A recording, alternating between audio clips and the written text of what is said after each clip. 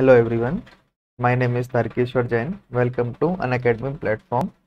This is the third lecture. Today I will going to teach on Aristotle. Before going to start, uh, so we will talk about Unacademy. Unacademy has various plan under which Unacademy has subscription plan also. In that you will going to get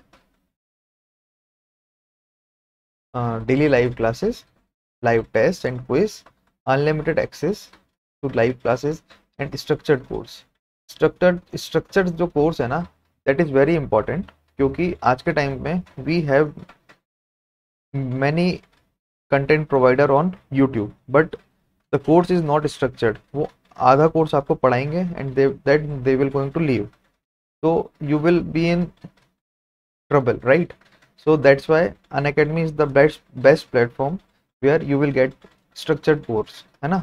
And other than that आपके पास quiz होगा जो कि top educator से बना हुआ होता है, जो हर वीकली बेसिस पे होता है, जिसको आप कभी भी जाके एक्सेस कर सकते हैं. You can access Unacademy app through Apple Play Store as well as Google Play Store, right? And about me, my name is Tarkeshwar Jain, as I have told you earlier, and I will going to teach you optional subject, right?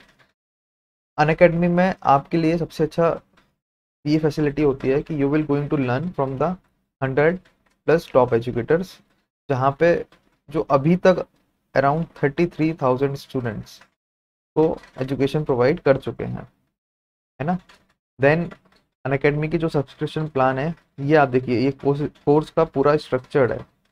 यहाँ पे आपके लिए हर प्रकार के teacher मिलते हैं जो आपको पूरा करंट अफेयर से लेके ऑप्शनल कोर्स से लेके एनवायरनमेंट इक्वोलॉजी से लेके सब कुछ कवर करते हैं.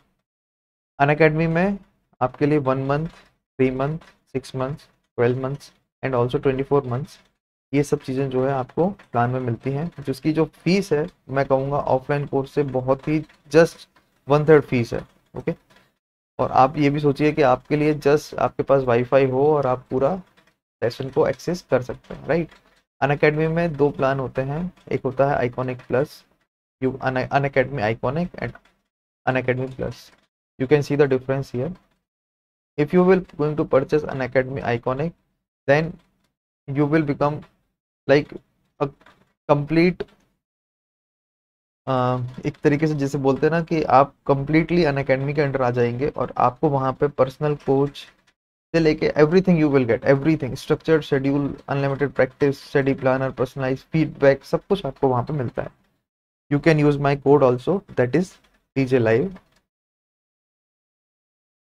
And so now we will going to start with Aristotle, right? Aristotle is a contemporary scholar with Plato. He was a disciple of Plato, and both Aristotle and Plato was a disciple of sophists and was a disciple of Socrates, right? And Socrates and sophists both were contemporary, right? As we have studied in the earlier class, Socrates was anti-democratic because the Athens were ruled by sophists, and sophists believes in power and money, and they forced Socrates to drink poison. That story I have told you earlier also, right? And the difference between Sophism and Socrates was that it is like they believe in materialism. Who? Sophism believes in materialism, while Socrates believes in idealism. Okay. The major difference which we will found between Aristotle and Plato is their approach. Plato was a perfectionist, whereas Aristotle was believe in golden mean. Golden mean मतलब you can say कि why to have sacrifices if we get the things through dialectics. That believes Dialectics was believed by both Plato and Aristotle as well. If Plato looks for the best, then Aristotle suggests that we should not sacrifice for the sake of best, as best is unachievable. You know, Plato believes in ideal state, right? Plato believes in ideal state, and Aristotle believes in state जहां पर unachievable गोल ना हो। जैसे कि प्लेटो ने जो बात करी थी फिलोसोफर किंग की, अरिस्टोटल ऐसे कोई किंग की बात नहीं करता है ना। He believes in actually rule of law. Okay, अपन आगे जाके ये चीज देखेंगे, है ना। इसके अलावा प्लेटो ने थ्योरी ऑफ एजुकेशन में 50 ईयर्स ऑफ एजुकेशन बताया था, जो कि आज के टाइम में और उस टाइम पे भी that was too exaggerated, right. So if we can say कि प्लेटो हमेशा बेस्ट को अचीव करना चाहता था, and Plato was also anti democratic, right. तो प्लेटो हमेशा बेस्ट को अचीव करता था, एंड अरिस्टोटल हमेशा बिलीव करता था, एक मिडिल पाथ कह सकते हैं कि गोल्डन मीन को अपन वो चाहता था, ठीक है। Then Plato, if Plato gives the best state, then Aristotle gives the best practicable state, ठीक है। जैसे कि प्लेटो जो है वो बेस्ट स्टेट की अगर बात करता था, है ना, तो जो अरिस्टोटल है वो बेस्ट प्रैक्टिकेबल, जो प्रैक्टिकली पॉसिबल हो, उन चीजों की अरिस्टोटल ने बात की है, ठीक है।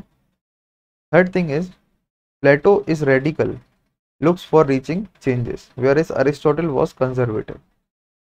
तो वी कैन से प्लेटो जो है वो चेंजेस की बातें करता था। जैसे कि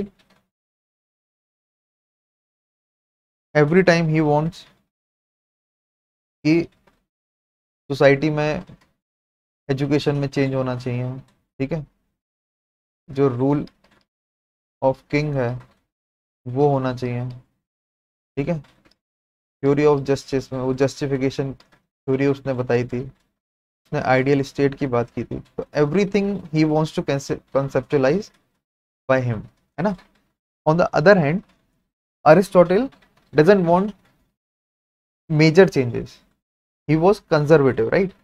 तो he was traditional in approach, slow order changes को में वो बिलीव करता था कि अगर ज़्यादा ज़रूरी है तो चेंज करने से पहले उसमें ही सुधार करो जो चीज़ चल रही है, ठीक है।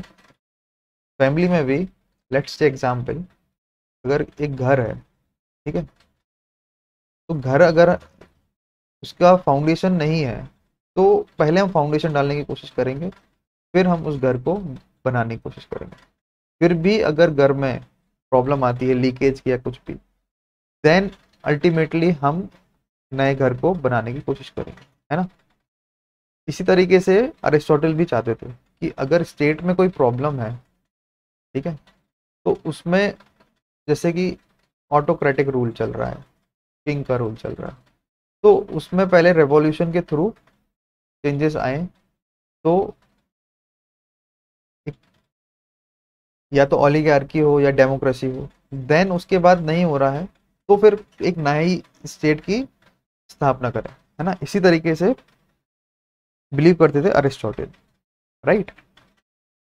Before starting his theory I would like to introduce previous year question paper.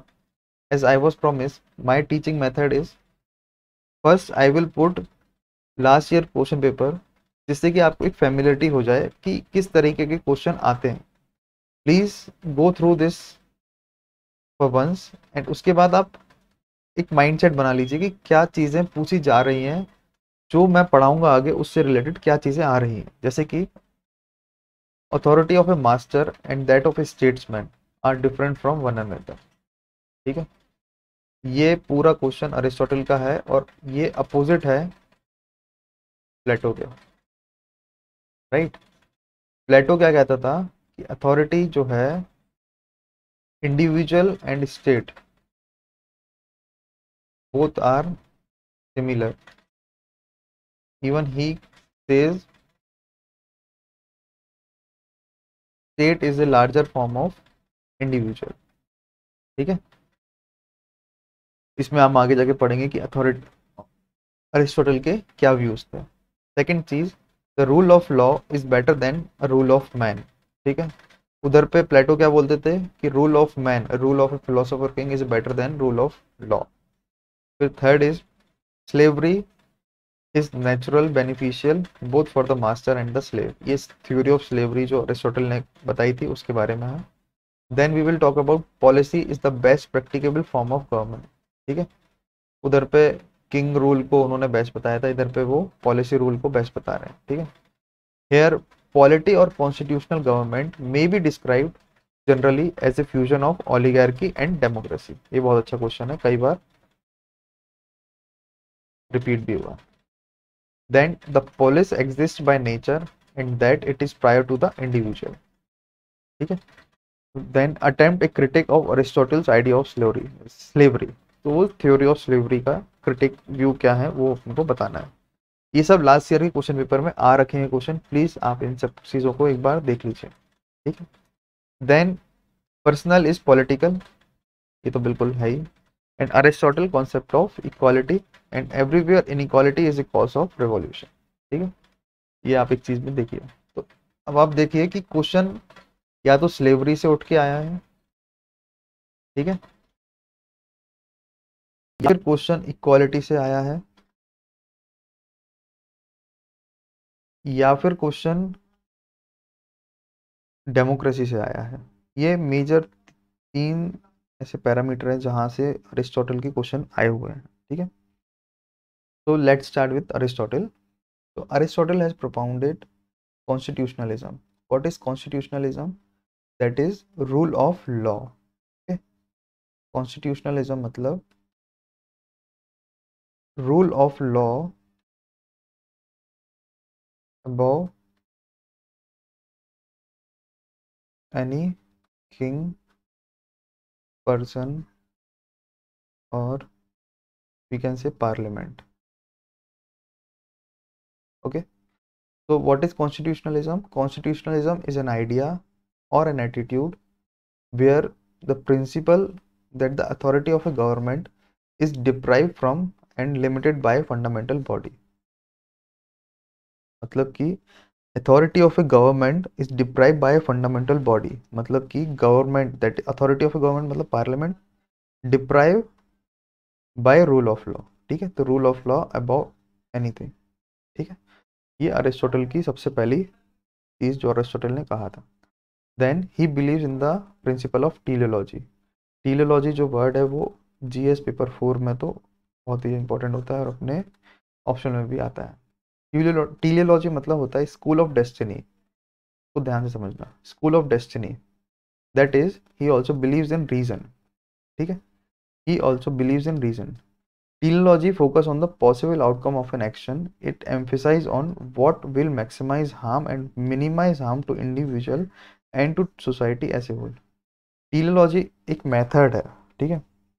It is a method which believes in reason. ठीक है, जैसे dialectics एक method था, ऐसे ही teleology भी एक method है।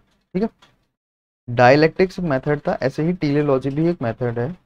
टीलियोलॉजी जो है वो बिलीव करता था कि हमें पहले से ही एक्सट्रीम सिचुएशन को सोचकर चलना चाहिए किसी भी निर्णय लेने से पहले। That is teleology. ठीक है, मतलब क्या, जैसे हम कोई एक बिजनेस शुरू कर रहे हैं, ठीक है, तो उसमें हमें सबसे ज़्यादा वर्स्ट से वर्स्ट सिचुएशन क्या हो सकती है कि वो बिजनेस में हम इंसॉल्वेंट हो सकते हैं, बैंकरप्ट हो सकते हैं। और बेस्ट से बेस्ट सिचुएशन क्या हो सकती है कि उस बिजनेस में हमें प्रॉफिट ही प्रॉफिट हो रहा है। ठीक है, हमें इन्वेस्टर मिल गए। ठीक है, तो वो चीज़ क्या होगा, एक वर्स्ट सिचुएशन भी देख ली हमने और एक एक बेटर सिचुएशन भी देख ली। That is known as teleological method. ठीक है, so Aristotle believes in constitutionalism, then Aristotle believes in teleological method also. ठीक है, now before going to move further we will study 6 major theories of Aristotle. That is, हमने question देखा था theory of state, theory of slavery, theory of citizenship, theory of property and theory of constitution also.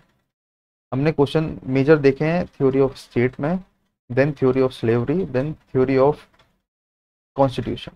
ठीक है, theory of citizenship उतनी important नहीं है, but theory of justice and theory of property भी important है। ठीक है, let's move forward about the theories. So first of all let's start with theory of state. ठीक है, थ्योरी ऑफ स्टेट। तो what Aristotle teaches is man is by nature a political animal. मतलब आदमी पैदाइशी एक पॉलिटिकल एनिमल है, मतलब कि राजनीतिक जानवर है। ठीक है, तो one who can live without state is either beast or god, but he cannot be a man. State comes into existence for the sake of life and continues for the sake of good life. Good life. State is highest of all association. ठीक है, what theory of state suggests? Aristotle believes in man is a political animal. One can live without a state, is either a beast or a god, but he cannot be a man.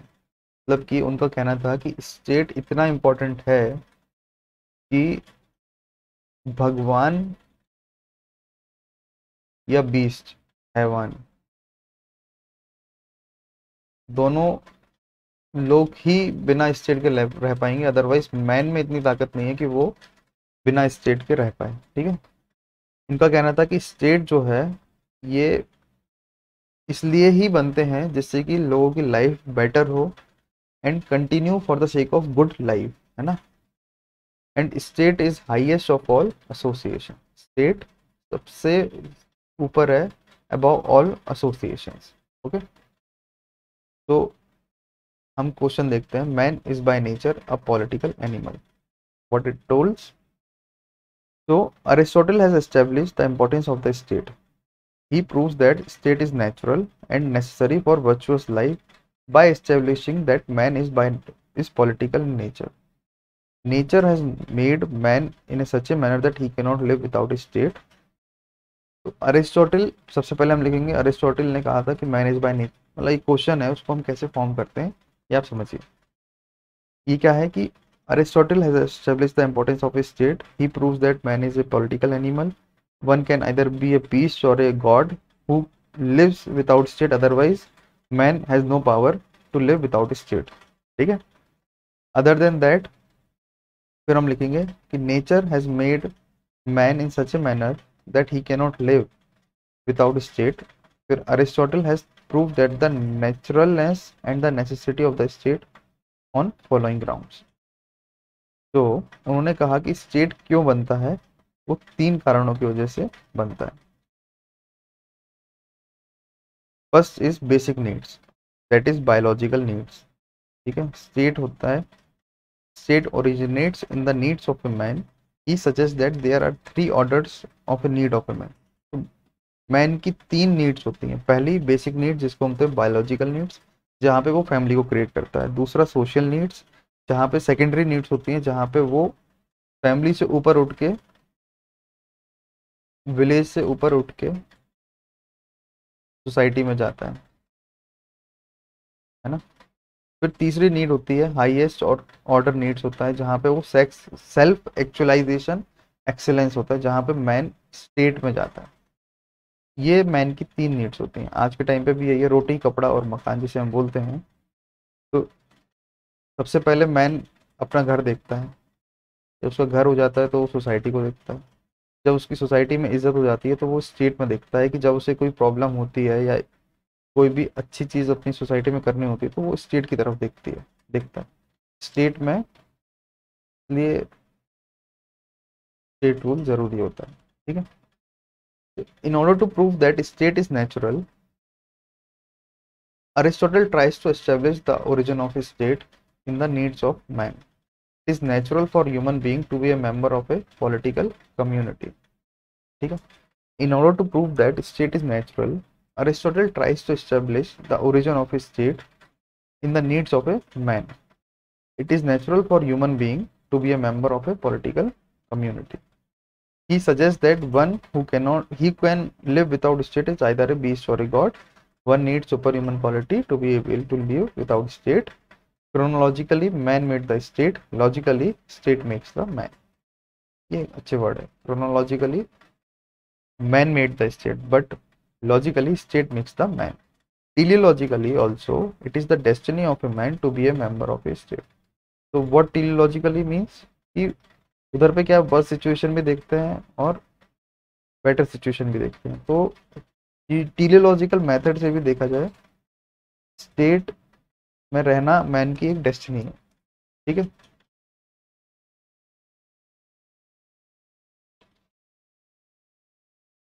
Then we will talk about criticism.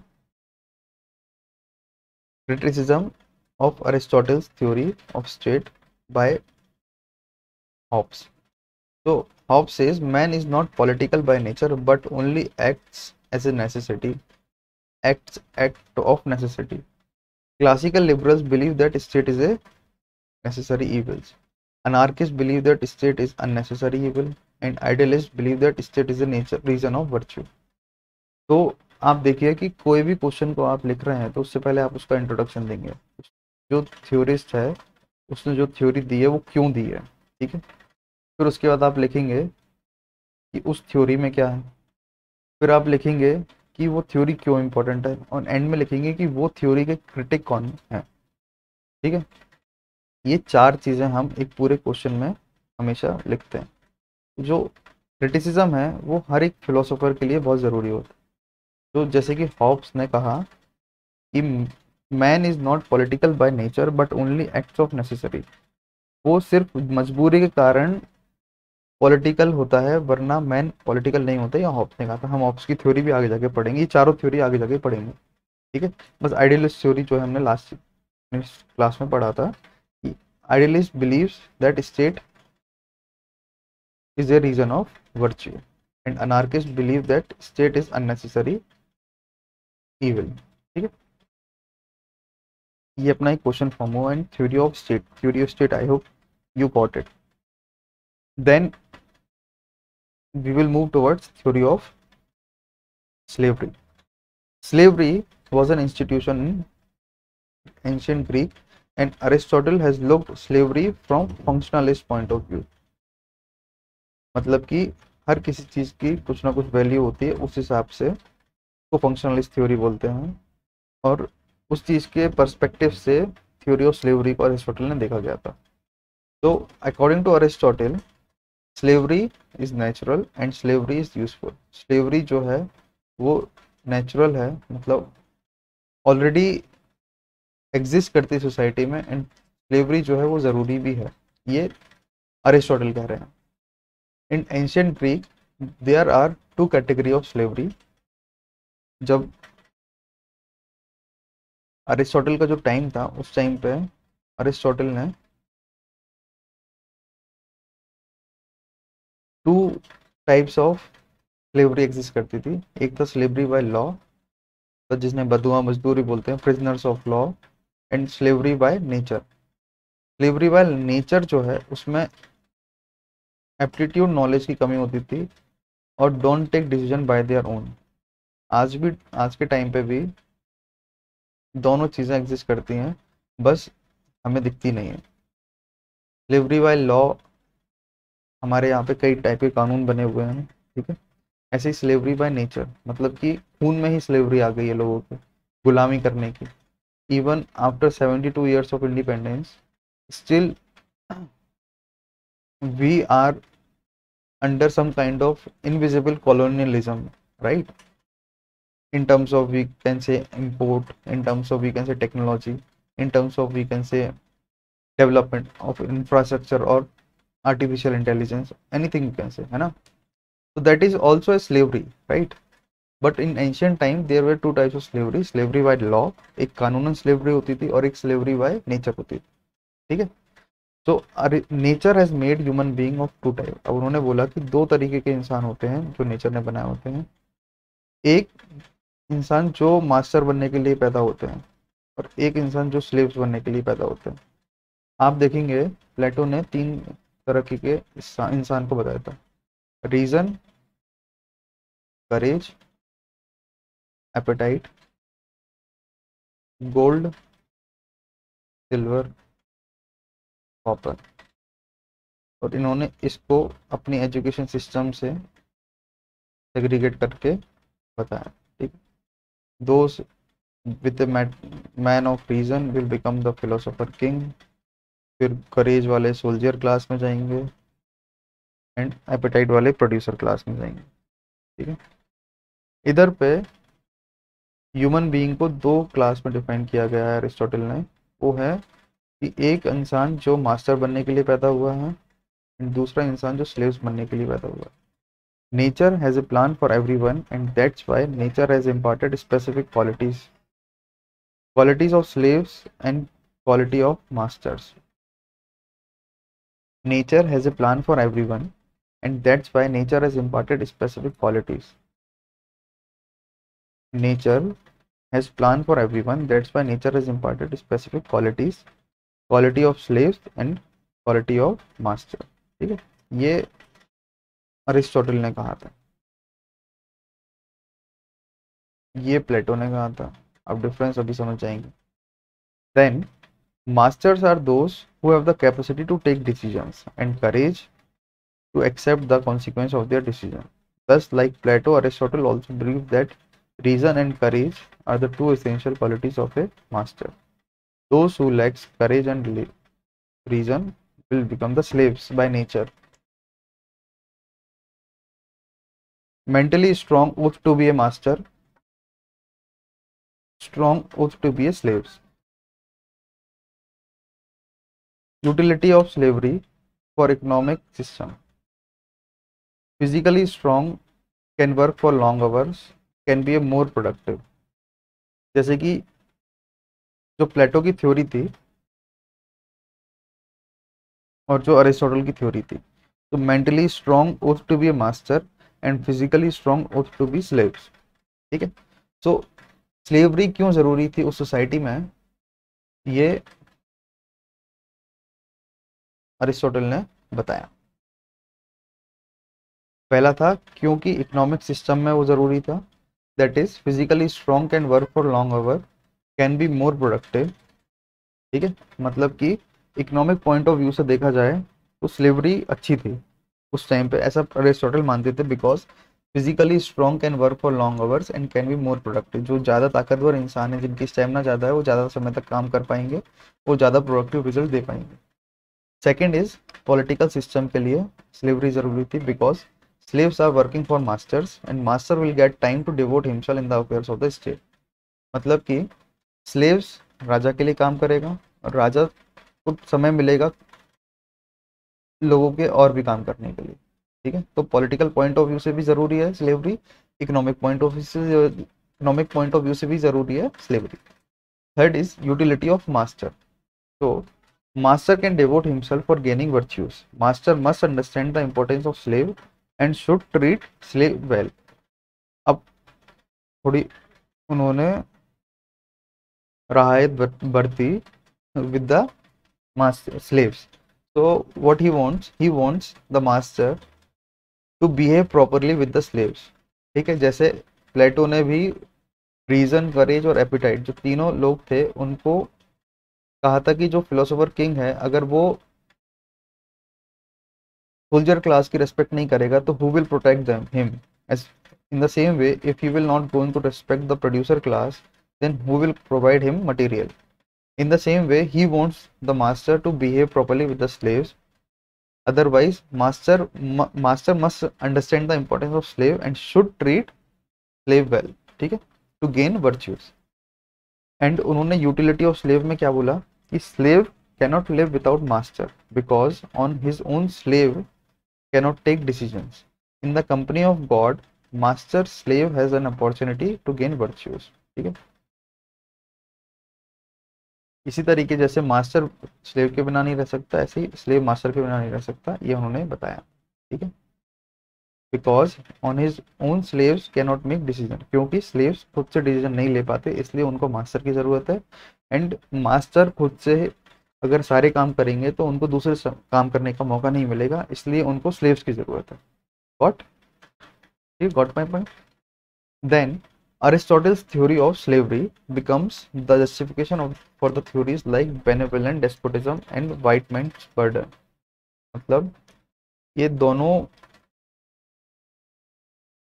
Theories हैं जो कि justify करती हैं, मतलब Aristotle की theory justify करती हैं वाइट्समैन burden को और बेनेवोलेंट डेस्पोटिज्म को। ठीक है, व्हाट इज वाइटमैन बर्डन? जो अपन देखते हैं colonialism,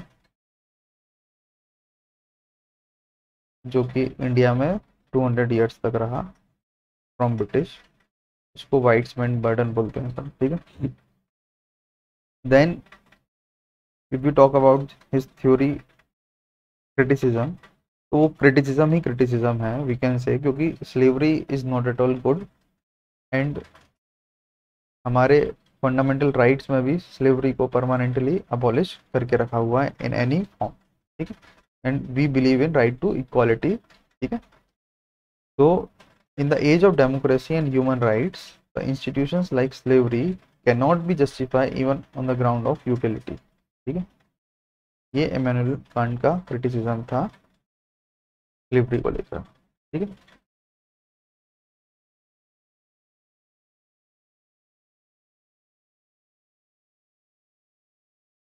so till now we have studied theory of state and theory of slavery. Now the third theory is theory of citizenship. Citizenship denotes the legal status between a person and his state. Citizens enjoy certain privileges over non-citizens. मतलब कि अब इस चीज को आप एक बार पूरा ध्यान से समझिए। Citizenship denotes the legal status between a person and his state. ठीक है, जैसे अपने आर्टिकल, पहले ये जान लीजिए, इंडियन कॉन्स्टिट्यूशन के आर्टिकल 5 से लेके 11 तक सिटीजनशिप्स के राइट दे रखे हैं। ठीक है, सिटीजनशिप एक लीगल स्टेटस को डिनोट करता है किसी पर्सन और किसी पर्सन किसी स्टेट में। ठीक है, and citizens enjoy certain privileges over non citizens. ठीक है, ये भी अपने 15, 16, 19, 31, 19, 29, 30, 15, 16, 19, 29, 13, ये आर्टिकल इंडियन कॉन्स्टिट्यूशन है जो टोटली सिटीजन्स ऑफ इंडियन के लिए है, ना कि नॉन सिटीजन्स के लिए। इसी तरीके से उन्होंने भी बताया था थ्योरी ऑफ स्टेट में अरिस्टोटल।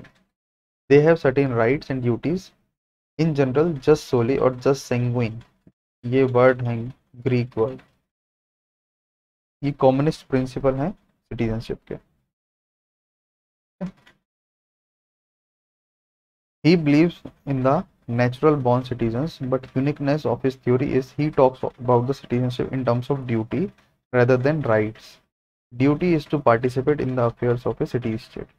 ठीक है, तो what he believes in, तो he believes in the natural born citizen, मतलब जो हमारे यहाँ पे सिटीजनशिप है वो नेचुरलाइजेशन से डिपेंड करती है, बाय डिसेंट भी अपने यहाँ पे सिटीजनशिप को डिपेंड करता है, बाय नेचुरलाइजेशन भी होता है। ठीक है, एंड बाय बर्थ भी होता है। 3 तरीके से हमारे यहाँ पर सिटीजनशिप डिफाइन होती है। इसी तरीके से अरिस्टोटल भी नेचुरल बॉर्न सिटीजनशिप पे बिलीव करते थे और वो बताते थे सिटीजनशिप को इन terms of duty rather than in terms of rights. So he wants to say that citizens have certain rights towards the state, and against this citizens will get some rights also. So citizens have some duties and they will get the rights from the state. So duty is to participate in the affairs of a city state. Okay, he excludes few categories of functions from his theory. What are the functions? Women, वो ही है कि इनका आप एक autocratic behaviour देखिए। ठीक है, तो he wants women should not be participated, old man will not be participated, childrens will not be participate and slaves will not be participated. इनके हिसाब से केवल मैच्योर्ड मैन जो है वो सिटीजन्स होंगे, बाकी कोई सिटीजन नहीं होगा। ठीक है, अकॉर्डिंग टू हिज थ्योरी, और वो भी only mail adult citizen with some money will be citizen।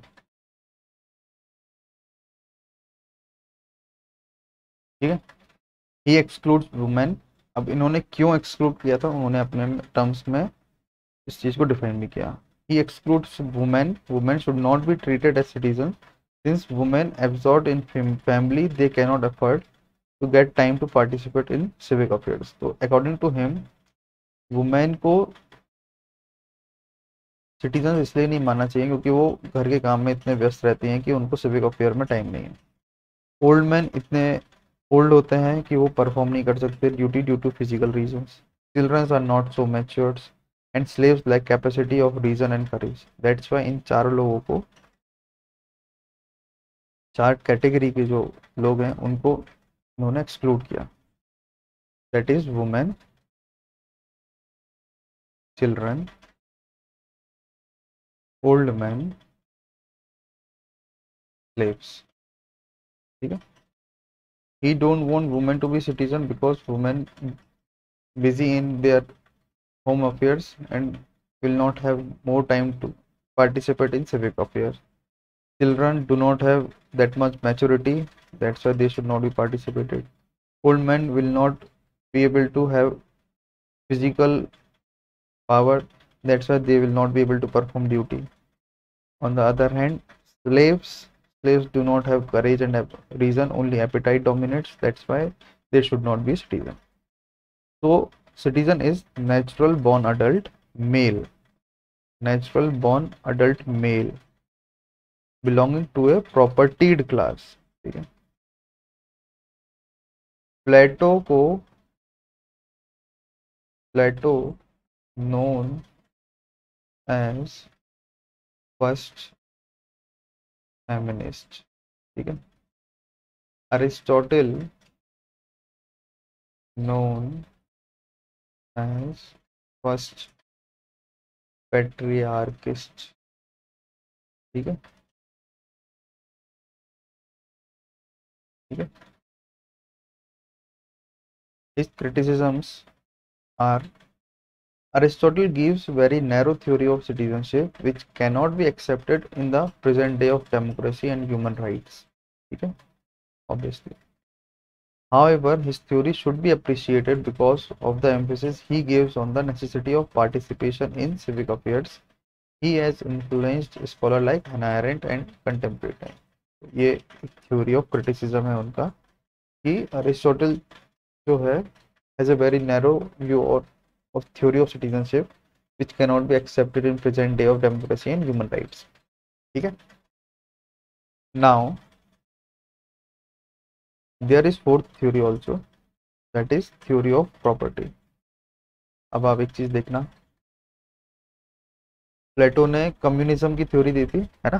Communism की थ्योरी था communism of family and communism of property. इनके हिसाब से थ्योरी ऑफ सिटीजनशिप में सिर्फ अडल्ट मेल होंगे विद ए प्रॉपर्टीड क्लास. उनके हिसाब से कम्युनिज्म ऑफ फैमिली होना चाहिए प्लेटो के हिसाब से. And in that communism of property, in that communism of family only marriage will happen to maintain the race. ठीक है. जिससे कि जस्ट सोसाइटी को वो बना पाए. That was Plato's theory. ठीक है. अब the next theory is theory of property. Here communism of property Plato के, हाँ, and theory of property Aristotle का. Before study Aristotle, let us revise communism of property by Plato. What Plato wants? प्लेटो ने communism of property क्यों कहा था and communism of property इसलिए कहा था कि दो philosopher king has reason to dominate above appetite but there can be chance where appetite can dominate. That's why if communism of property will happen, that is common ownership of property will happen, then there will be no chance of corruption. है ना. वहां पे वो risk की बात ही नहीं कर रहे थे, है ना. वो हमेशा एक आइडियलिस्ट सोच की बात कर रहे थे, है ना. यहाँ पे अरिस्टोटल एक गोल्डन मीन की बात कर रहे हैं, राइट. तो हम अरिस्टोटल की थ्योरी को देखते हैं. वहां पे प्लेटो ने रीजन एंड करेज के लोग हैं, क्लास है जो, उनके लिए कम्युनिज्म ऑफ प्रॉपर्टी थी एंड कम्युनिज्म ऑफ फैमिली थी. एंड जो थर्ड क्लास थी, जो कॉपर क्लास थी, मैन ऑफ कॉपर थे, मैन ऑफ एपेटाइट थे ना, उनके लिए, जो प्रोड्यूसर क्लास थी, उनके लिए ये लागू नहीं होते थे। यहाँ पे अब देखते हैं कि what Aristotle things. Aristotle's theory of property is in the context of criticism of Plato's theory of communism of property. ठीक है, Aristotle justifies the institution of private property, but he understands that certain evils related to private property and gives suggestions for reforming the system. He defined property into animate and inanimate, that is living and non-living. He classified property into legitimate and illegitimate. Okay. The property earned by a person by the use of his labor are legitimate, and illegitimate property is he has criticized the institution of money lending property. If earned by exploiting someone's circumstances, it is not legitimate. So what he has taught us, what was his theory? So Aristotle's theory of property is in the context of criticism of Plato's theory of communism of property, जो अभी अपन ने बात करी थी, ठीक है।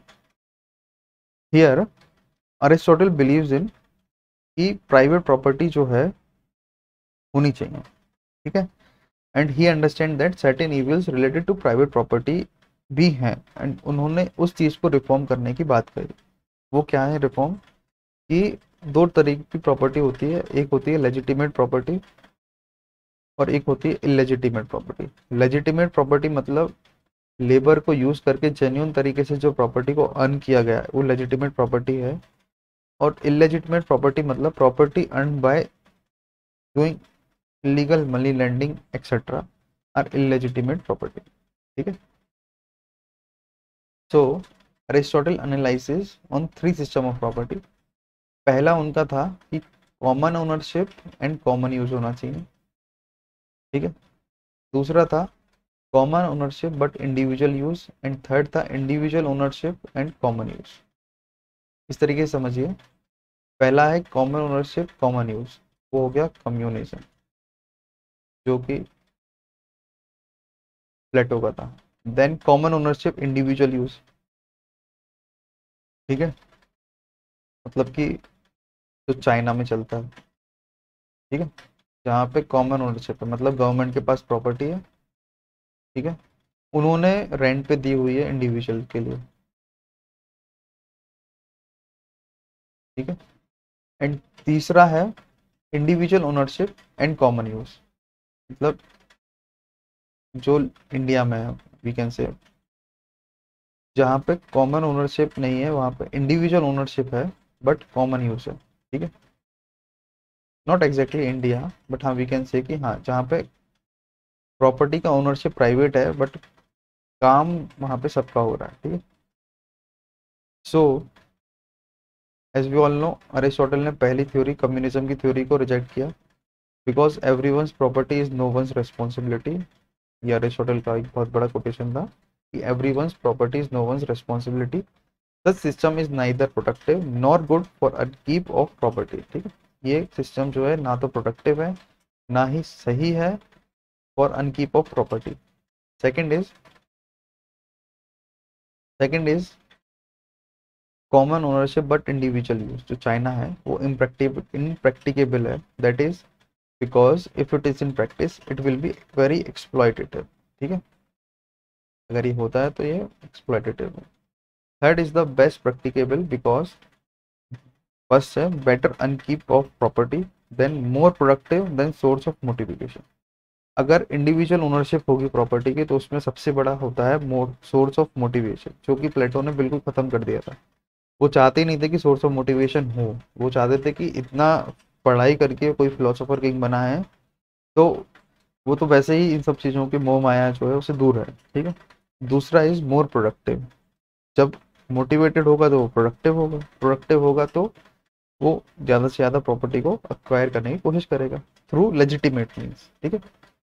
Take what you, अब अगला जो है what he wants ultimately is take what you need and donate the rest, golden mean between the two. इनका कहना था कि टेक व्हाट यू नीड, जो है उसको आप रखो, जितनी जरूरत है उसे आप रखो, ठीक है, और जो रेस्ट है उसे आप डोनेट कर दो। ये जैनिज्म की भी फिलोसफी थी, ठीक है। Jainism also believes in this, ठीक है। Because man is by nature a political animal, which also means a social animal. Since society contributes in the development of a man, man should also contribute for a well-being of a society. ठीक है, man is by nature a political animal, which also means a social animal. Since society contributes in the development of a man, so man also have some responsibility to contribute for the well-being of a society. ठीक है, one of the earliest manifestation of the idea of progressive taxation and welfare state. ये जो individual ownership और common use है ना, ये अरिस्टोटल का बेस्ट फॉर्म था उनकी सारी थ्योरी में, क्योंकि इधर पे वो एक्सप्लॉइटेटिव नेचर नहीं थी, वो गोल्डन मीन की बात कर रहे थे, जहाँ पे take what you need, donate what the rest, take what you need, donate the rest, and इसको ही प्रोग्रेसिव टैक्सेशन बोलते हैं, ठीक है। और ये अर्लीस्ट एग्जाम्पल है प्रोग्रेसिव टैक्सेशन का, ठीक है। मतलब जितने ऊपर आप जा रहे हैं स्लैब में, उतना ज़्यादा आपको टैक्स पे करना पड़ेगा, जितने आप हैं नीचे स्लैब में, उतना आपको कम टैक्स पे करना पड़ेगा, ठीक है। We see similarities in Aristotle's theory of property and Gandhi theory of trusteeship. जैसे हमने गांधी और प्लेटो में सिमिलैरिटी देखी थी, वैसे ही अरिस्टोटल और गांधी में हमने सिमिलैरिटी देखी, ठीक है। तो आपको ये समझ में आया, I hope. Theory of property में वो चाहते थे कि इंडिविजुअल ओनरशिप कॉमन यूज होना चाहिए, और वो जस्टिफाई करते थे प्लेटो, क्रिटिसिज्म करते थे प्लेटोस थ्योरी ऑफ कम्युनिज्म को, ठीक है। अब इसमें जो क्वेश्चन बनते हैं, we will take that later, ठीक है। इन्होंने 3 फॉर्म बताए थे, इन्होंने फर्स्ट सेकंड फॉर्म को रिजेक्ट किया था, थर्ड फॉर्म को बेस्ट प्रैक्टिकेबल था कि उससे मोर प्रोडक्टिव होता, मोर मोटिवेटेड होता, मोर प्रोडक्टिव होता, and better upkeep of property होता, ठीक है। फिर ये जो है वो इम्पोर्टेंट है, take what you need, donate the rest, golden mean, ठीक है। फिर we see similarity of Aristotle's theory of property and Gandhi's theory of trusteeship. Okay.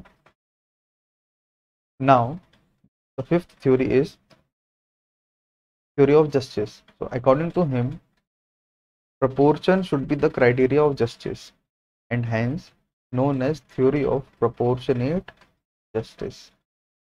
Before this, I would like to revise theory of justice by Plato. प्लेटो ने justice की theory को में क्या कहा था? He compares Cephalus, Polemarchus, Thrasymachus, and Glaucon. He made a dialectics with this 4 scholars, and उन्होंने, जैसे सेफेलस थे, उन्होंने कहा था pay one's dues and do one's duties, है ना। तो थ्रेसिमेकस ने कहा था justice is for the strongest, and Glaucon ने कहा था justice is for the weak, and Plato ने डिफाइन की थी खुद की एक थ्योरी, जिसमें उन्होंने कहा था कि justice is for everyone, is neither for weak nor for strong, everyone can acquire justice, ठीक है। ये थ्योरी एक थ्योरी थी, ठीक है। इसी तरीके से अरिस्टोटल ने थ्योरी दी कि according to him proportion should be the criteria of justice, and hence known as theory of proportionate justice. He described justice in 2 forms. First is distributive justice, and second is factory justice.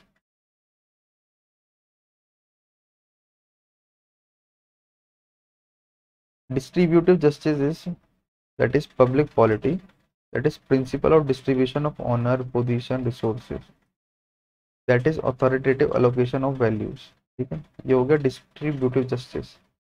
Distributive justice मतलब जहाँ पे distribution of honour position resources मतलब equality in society हो, वो distributive justice कहलाता है।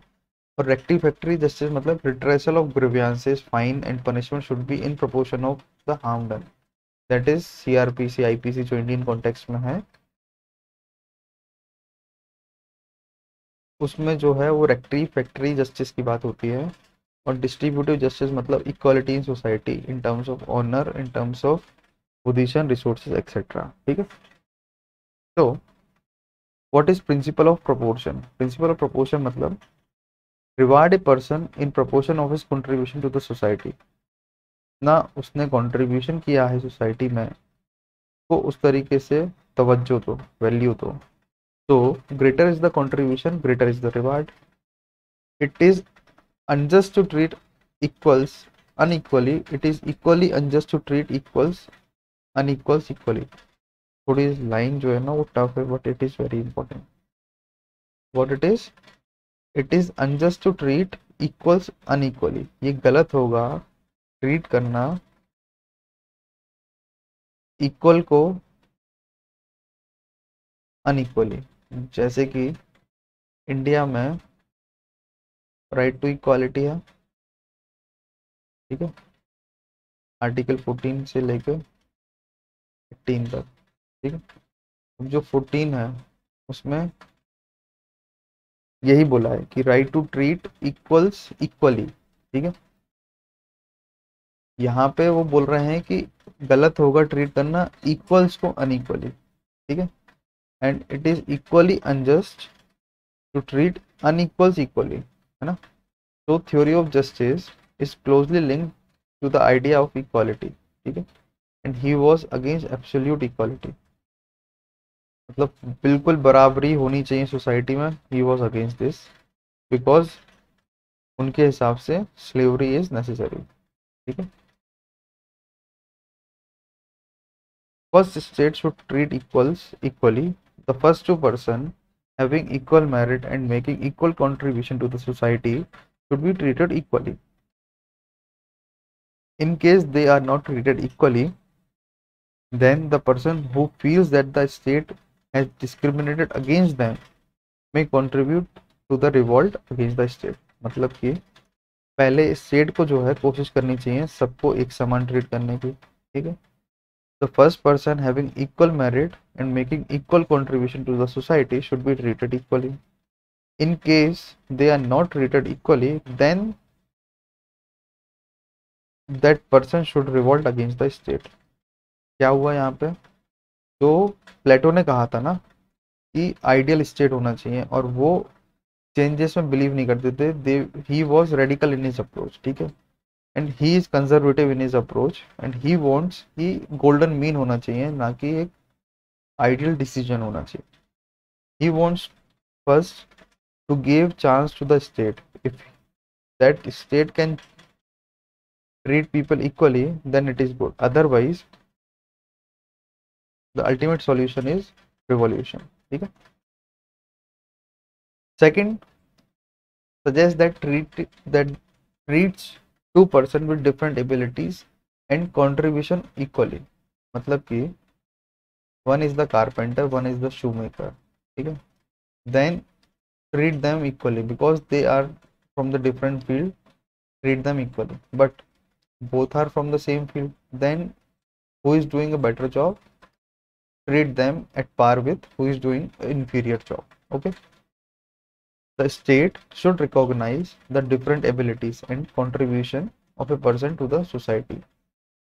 we can link his theory of justice to the theory of slavery also, है ना। यहाँ पे वही बात हो रही है कि the state should recognize the different abilities and contribution of a person to the society।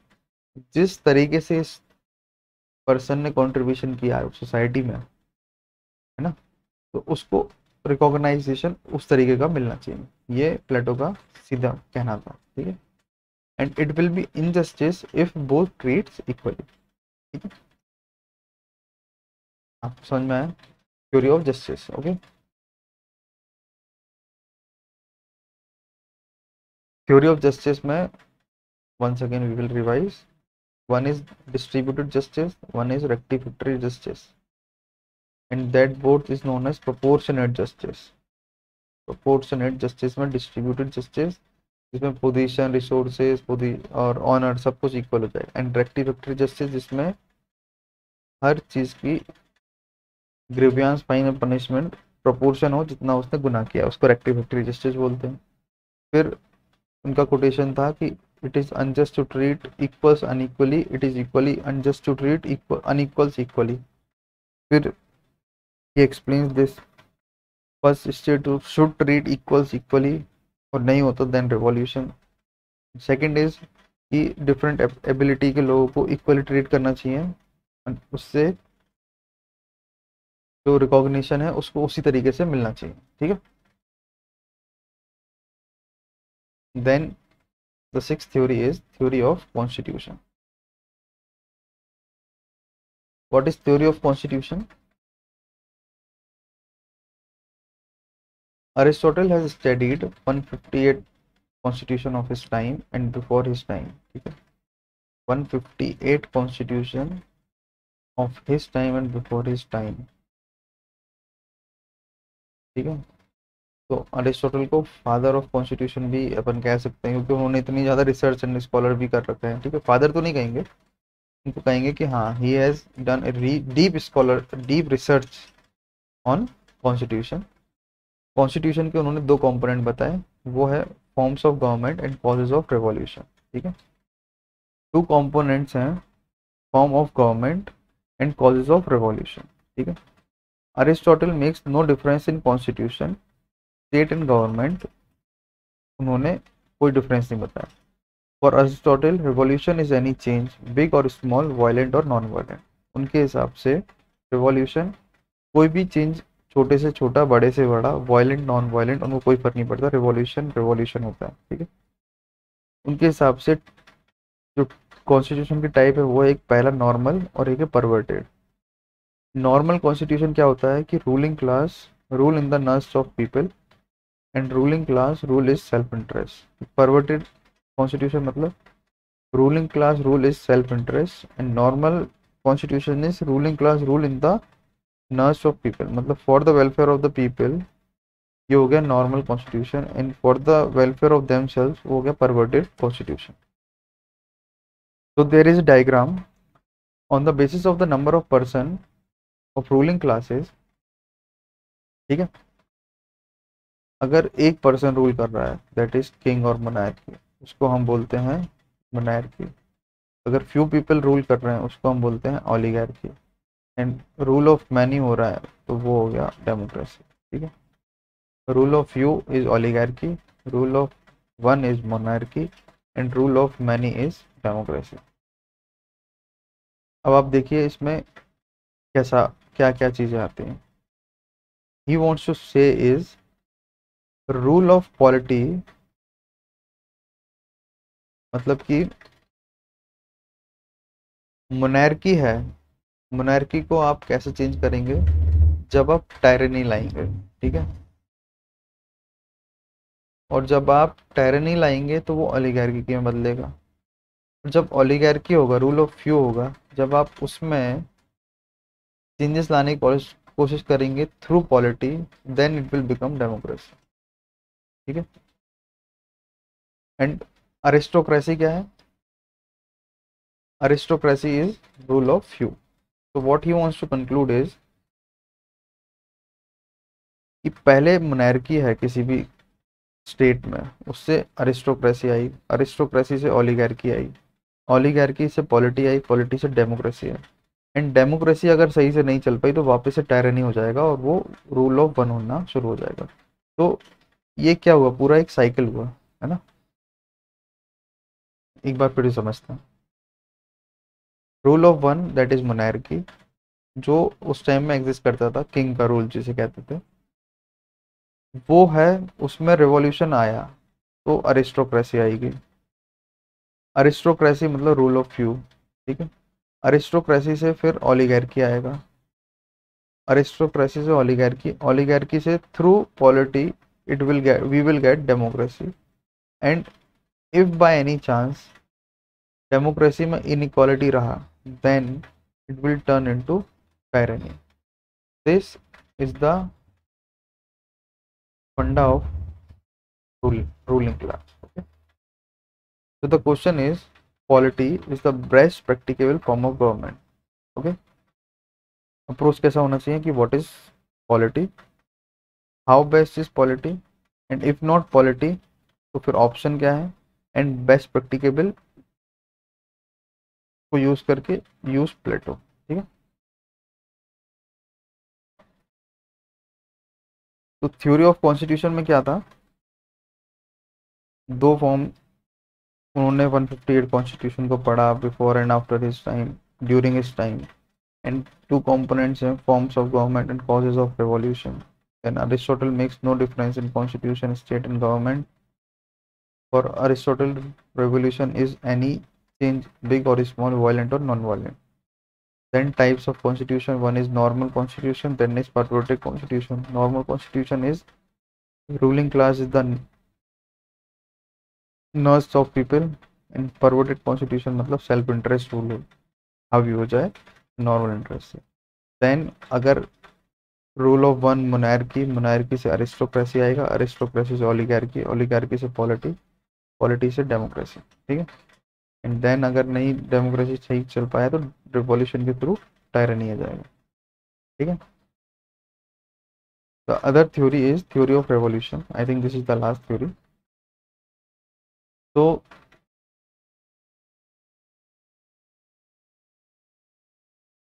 Aristotle जो है रिवॉल्यूशन की थ्योरी में कहते हैं कि he favours stability. First of all we know ना गोल्डन मीन ना. he takes small changes as a revolution. Sir, he has done exhaustive study of Constitution 150 and give detailed analysis of causes of revolution and suggested measure to prevent revolution. ठीक है. तो first of all समझने वाली बात क्या है कि he favors stability. Even a small change can make a revolution.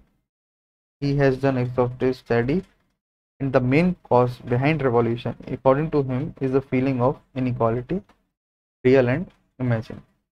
He has defined into two categories, general and regime specific. Okay. And what are the general causes of revolution? That is lack of discipline among public officials. General causes of revolution जो कि हम कहेंगे French revolution में, American revolution में, Chinese revolution में, Russian revolution में, सब में यही चीज़ें यूज हुई, यही कॉजेज रहे, है ना. First cause is lack of discipline among public officials. ठीक है, करप्शन हो जाना. Second is high headedness of the ruling class, ruling class का ज़्यादा ऑटोक्रेटिक बिहेवियर हो जाना. Third, if state rewards those whom people consider being unworthy, तब जाके रेवोल्यूशन हो जाना. मतलब कि ज़्यादा प्रेस कर देना एक किसी सोसाइटी के कम्युनिटी को, तो उधर पे भी एक रेवोल्यूशन होने के चांसेस हैं. Fourth is there is a universal passion for power and privileges among humans. And fifth is too much influence on foreigners, foreigners का ज़्यादा आ जाना एकदम से, जो कि जिसे हम तख्ता पलट बोलते हैं, है ना. तख्ता पलट हो जाता है ना किसी देश का तख्ता पलट. ठीक है. कैसे होता है, वो इंटरनल मीन से ही होता है, बट फॉरेनर की इन्वेजन से ही हो पाता है ना. Sixth is if state neglects small changes. ठीक है, छोटे छोटे चेंजेस में वो लापरवाही बरते. And seventh is rivalry between the people of different classes and race. वो अपने जो इंडिया में केस है. ठीक है. And there is a liking for change among people, so change is inevitable. ठीक है. Lack of discipline, high headedness और autocratic ruling of ruling class, unworthy praise to the some community or a particular community, too much influx on foreigners, and neglect small changes may lead to the revolution in the society or a state. Then regime specific changes क्या हैं, वही monarchy, यहाँ पे family होती है, hierarchy जो होती है ना फैमिली में, रॉयल ब्लड।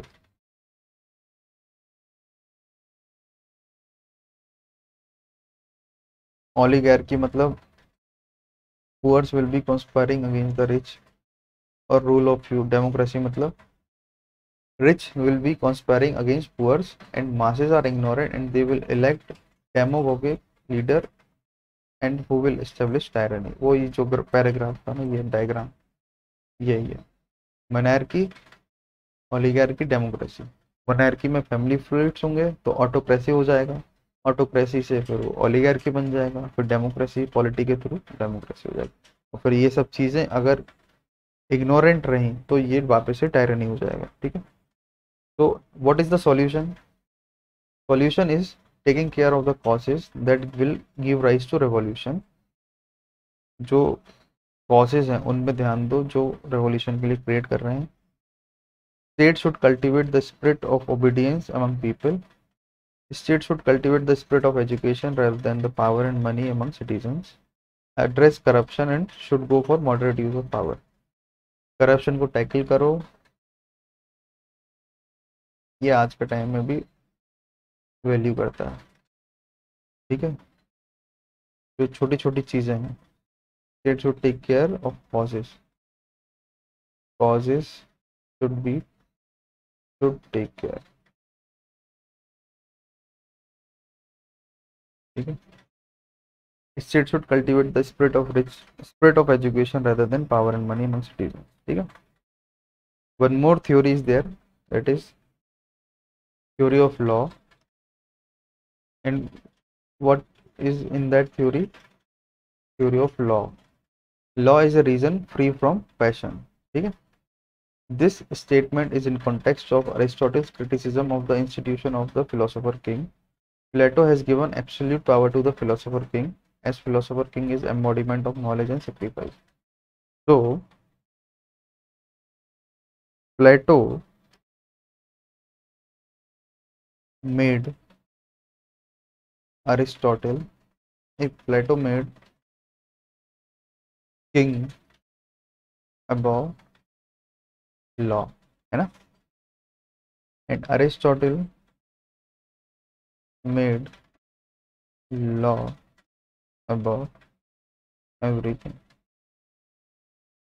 ठीक है, this statement is context of Aristotle's criticism. अब जो थ्योरी ऑफ लॉ है वो क्रिटिसिज्म है किसका? Institution of philosopher king, because Plato ने जो है एब्सोल्यूट पावर दिया था फिलोसोफर किंग के लिए एंड उन्होंने ये सब चीज़ों को निगलेक्ट किया था। ठीक है, प्लेटो के हिसाब से no law ordinance is mightier than knowledge. Aristotle जो है डिसएग्री करता है प्लेटो के साथ और वो सजेस्ट करता है कि rule of law is preferable over rule of a person. He gave following arguments, law is reason, that thus law and reason is same, purpose of both is to guide man। मतलब कि law ही reason है, ठीक है, man of reason नहीं, law is reason है। ठीक है, and what is right and what is wrong ये गाइड करते हैं हमें। ठीक है, reason is on the soul and law is on the book of law। not only law and reason is same, rule of law has additional benefits also। and additional benefits क्या है? पहला है free from passion, law represent collective wisdom over the wisdom of one person। law is coming towards the from ages time tested institutions।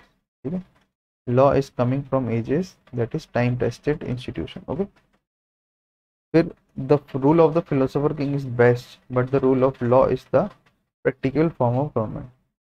Aristotle ने क्या कहा? Philosopher king का जो rule है वो बेस्ट है बट प्रैक्टिकल क्या है? Form of government. ये इसलिए कहा था क्योंकि Aristotle was the greatest disciple of Plato but also the greatest critic of Plato. ठीक है, लेटर ऑन प्लेटो ने अपनी बुक द लॉ में रूल ऑफ लॉ को ही ऊपर माना था एंड रूल ऑफ फिलोसोफर किंग को उन्होंने खत्म कर दिया था। इसलिए Aristotle's idea is Plato's second state. ठीक है, तो we end with the topic of Aristotle। Here are some or more questions, that is state as a family of family, जो कि इसको हम शुरू कैसे करेंगे, शुरू करेंगे हम कि जो प्लेटो हैं उन्होंने स्टेट को एक एक्सपांशन फॉर्म ऑफ फैमिली बताया था, ठीक है, और इधर पे स्टेट को अलग बताया है फैमिली से अरिस्टोटल ने। और इनकी जो थ्योरी ऑफ स्टेट है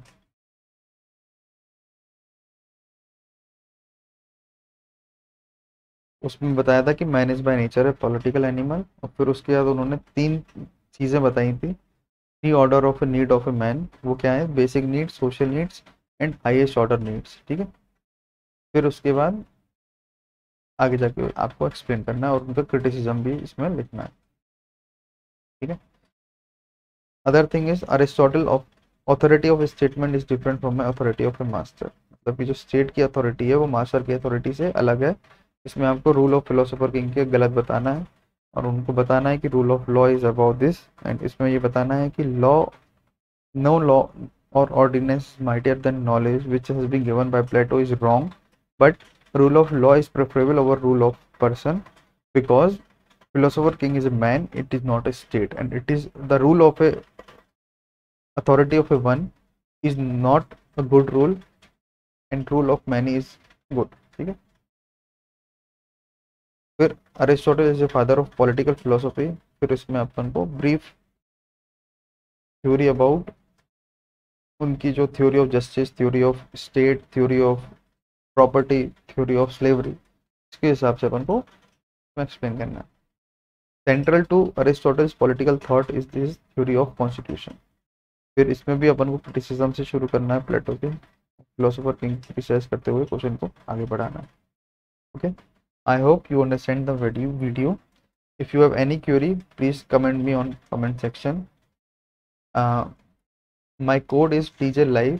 If you want to take the subscription on Unacademy, you will get the 10% discount. Please like, share and subscribe. Thank you so much.